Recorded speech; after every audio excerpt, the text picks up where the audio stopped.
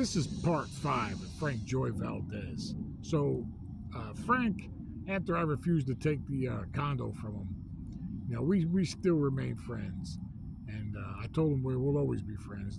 Even when I get out, I'll stay in touch.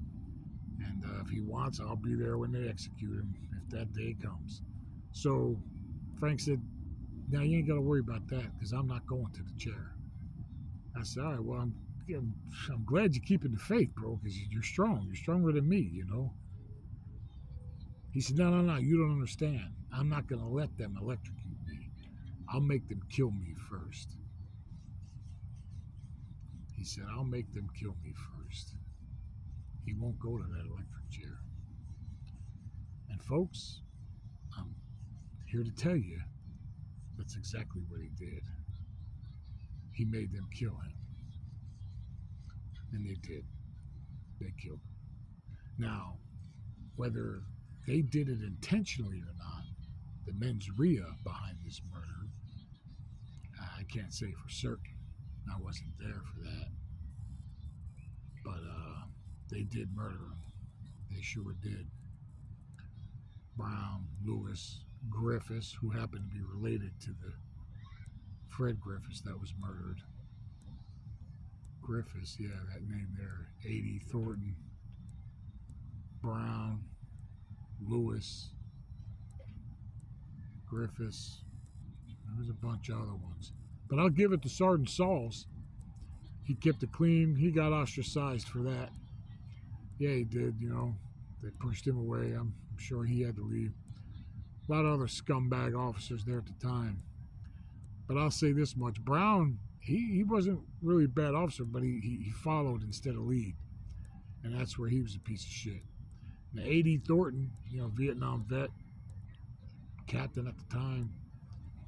I always liked A.D. Thornton, you know, because he didn't care about the small shit. But Sergeant Lewis is a piece of shit. And that he was involved, I'm always going to say it was murder. Yeah, Frank wanted to die. He made them kill him. He pushed them to kill him. But Lewis did that.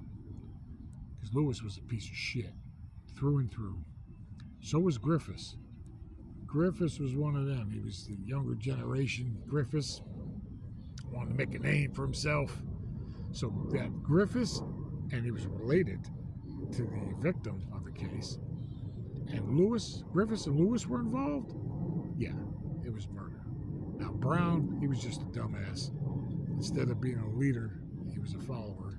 And A.D. Thornton, he was the cover-up team, you know. Yeah, kill him. We'll do the paperwork later. I mean, that's how A.D. Thornton didn't care about the small shit. Yeah, whatever. Handle that business. And there's other stories that involve A.D. Thornton that'll come in later. Because he did not care. Yeah, kill him. I don't give a fuck. Set him up. Make a knife. I've watched him do that several times.